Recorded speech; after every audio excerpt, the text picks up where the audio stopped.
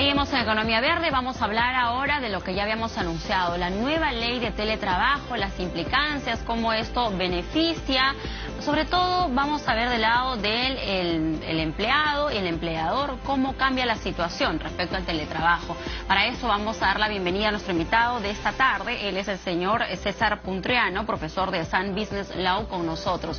Muy buenas tardes, señor Puntriano. Muchísimas gracias por ayudarnos a comprender mejor esa nueva ley de teletrabajo. Muchas gracias. Gracias por la invitación también. Muy bien, ya se publicó esta ley de teletrabajo para conocer cómo ha cambiado a los antecedentes, a lo que ya venía rigiendo en nuestro país. De repente con la pandemia se pudo conocer o se pudo poner en práctica más esto de la normativa del teletrabajo, porque ya esto estaba instaurado, pero de repente lo que faltaban eran las pautas, ¿no?, que estén debidamente claras. En efecto, teníamos un marco legal que viene desde el año 2013 sobre el teletrabajo, pero no había tenido suficiente acogida, porque en nuestro país no existía pues esta práctica ni en el Estado ni en las empresas de que los trabajadores laboraran de manera remota. Lo que ocurrió es que en marzo del 2020 prácticamente fuimos empujados por la fuerza de las circunstancias, cuando en razón al advenimiento de la pandemia del COVID nos encerraron. Y se dispuso que se debía trabajar de manera remota, generándose un marco especial, recordemos, sobre el trabajo remoto, que todavía está vigente por ahora hasta el 31 de diciembre de este año. Muy bien, ahora, mucho también se venía comentando de que cómo iba a pasar, ¿no?, con el trabajador, que ahora vendría a ser teletrabajador, ¿no?, que es la denominación correcta. Entre los equipos, por ejemplo, el empleador le iba a brindar los equipos, los dispositivos de trabajo. ¿Cómo, en qué se ha quedado ahora o qué dispone esa nueva ley de teletrabajo? Porque incluso se habla de compensaciones para lo que es el uso del suministro eléctrico. En efecto, y gracias por la pregunta. Yo diría, primero en términos generales, que la ley que ha sido publicada este fin de semana y que rige desde hoy es una norma que recoge aspectos de la regulación del 2013 en materia de teletrabajo y de la regulación del 2020 en materia de trabajo remoto. Yo creo que recoge aspectos positivos de ambas normas, de ambos sistemas. Por ejemplo, una pregunta bien importante que usted nos hace respecto al tema de los equipos. En la norma del teletrabajo, en la norma del 2013, se señalaba pues que el empleador era el que asumía el costo de los equipos. Y ahora, con la norma del trabajo remoto, esta que está vigente hasta el 31 de diciembre, no dice que el empleador asume los equipos, con lo cual esto ha pasado a ser optativo. Sin embargo, esta ley que acaba de ser publicada, exacto, la nueva ley, para que nos entiendan las personas que nos miran, nos dice que pueden darse tres situaciones.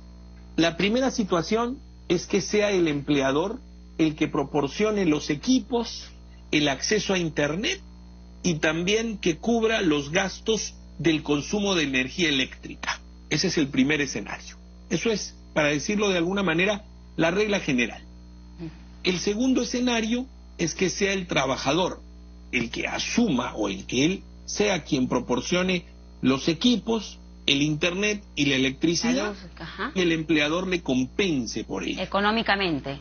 Económicamente, ese es el segundo escenario.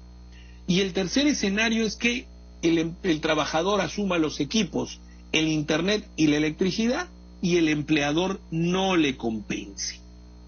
Ese es el tercer supuesto.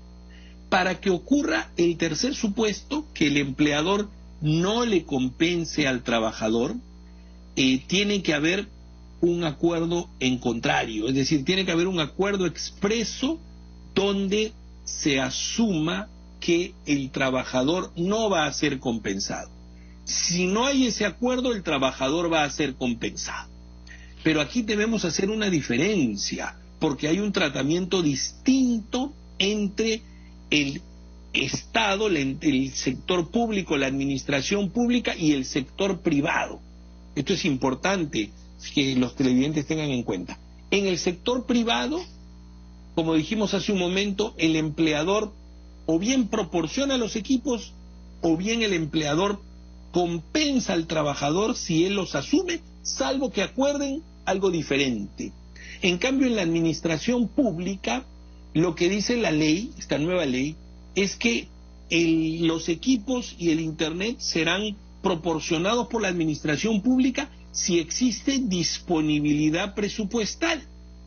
Y si no la hay y el trabajador asume los equipos, no se le compensa. Entonces ahí hay una diferencia en el tratamiento. Pero no terminaría perjudicando también al empleado o al teletrabajador, porque usted sabe que finalmente a veces es el más desprotegido, ¿no? Porque la empresa, bueno, en el caso, la entidad más grande puede decir, mira, no podemos llegar, no te voy a dar las condiciones, pero tienes que seguir trabajando bajo esas condiciones, ¿o no es así? Sin duda, yo creo que no debió hacerse diferencias entre la administración pública y el sector privado en cuanto a la compensación, ¿no?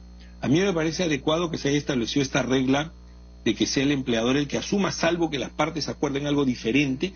Y también es importante precisar que la norma también señala que esta regla de los gastos no se aplica a los empleadores que sean micro y pequeñas empresas, salvo acuerdo diferente con los trabajadores. Es decir, esta regla de que el empleador asuma los gastos no se aplica a las microempresas ni a las pequeñas empresas. Estamos hablando de cantidades de trabajadores para arriba, desde los... En realidad, en el caso de las microempresas, ya la ley hace bastante tiempo ha dejado de lado el número de trabajadores. Las microempresas se definen en función a las ventas anuales.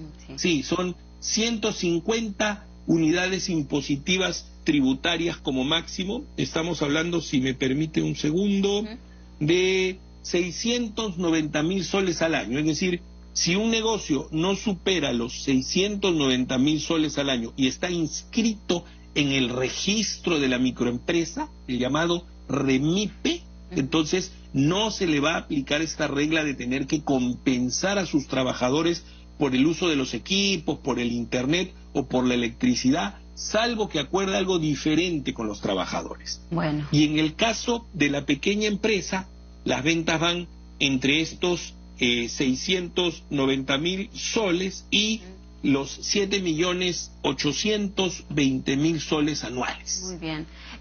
Señor Puntroyano, ¿quiénes califican a la condición de teletrabajo? Sabemos que principalmente de repente personas en estado de vulnerabilidad por un tema de salud, gestantes, pero ¿quiénes a partir con esta nueva ley decir, mire, el trabajador tiene que solicitar a su empresa o a la entidad en la que trabaja bajo estas condiciones médicas? ¿Cómo es que uno puede aspirar a esa condición?